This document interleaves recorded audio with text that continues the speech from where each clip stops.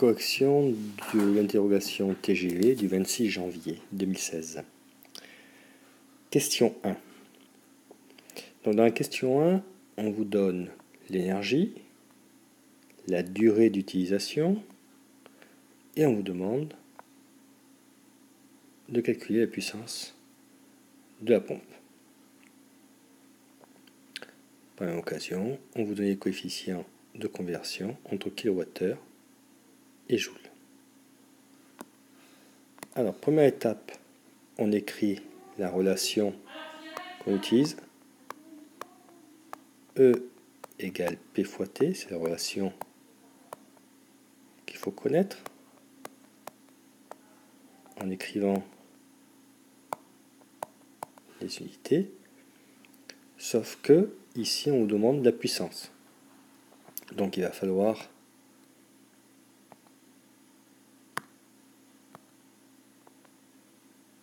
faire passer le temps de l'autre côté du signe égal. Donc, pour cela, eh bien, il suffit de diviser E par T qui donne la puissance P. Maintenant, nous pouvons passer à la partie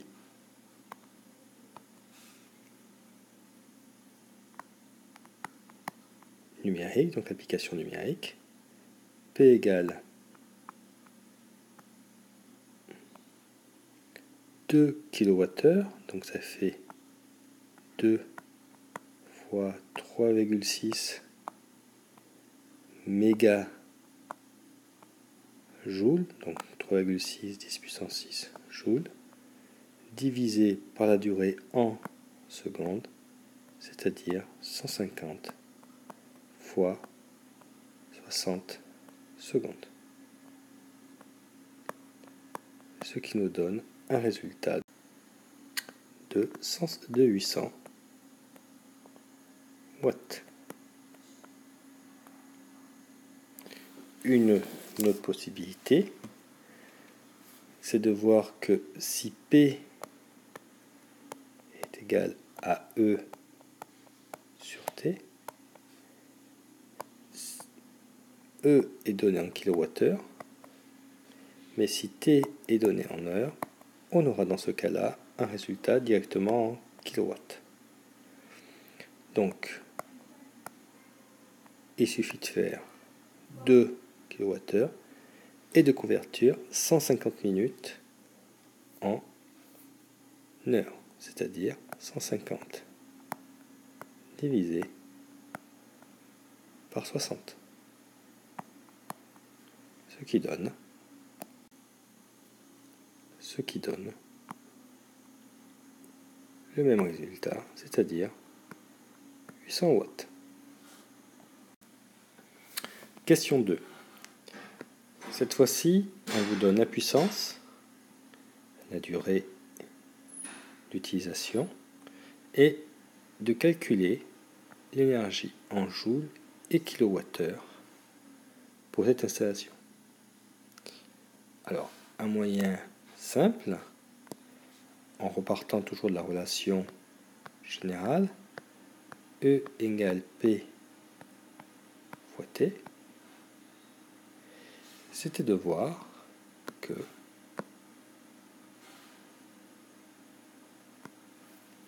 si P est donné en kilowatts et le temps en heures, vous aurez à ce moment-là un résultat en kilowattheures. Ce qui est exactement ce qui correspond aux données. Donc on peut passer dans l'application numérique suivante. 10 kW multiplié par 8 heures égale 80 kWh.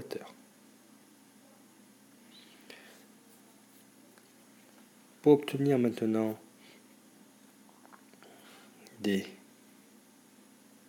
joules, il suffit de multiplier par le coefficient qui vous est donné ici de conversion. 1 kWh égale 3,6 mégajoules. Donc il faut simplement multiplier les 80 kWh par 3,6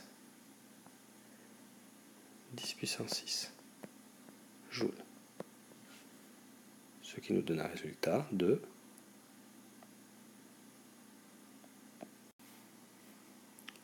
E égale 288 10 puissance 6 joules, c'est-à-dire 288 mégajoules. Alors, si on était passé par le calcul habituel, c'est-à-dire E égale P fois T avec des watts des secondes et en obtenant des joules, eh bien, il suffit de faire la conversion suivante. 10 kW, c'est 10 fois 10 puissance 3, multiplié par 8 heures fois 3600 secondes, et ça vous donne un résultat de 288 10 puissance 6 joules. Nous retrouvons bien notre résultat précédent. Si cette fois-ci, nous divisons notre résultat par 3,6 10 puissance 6 joules,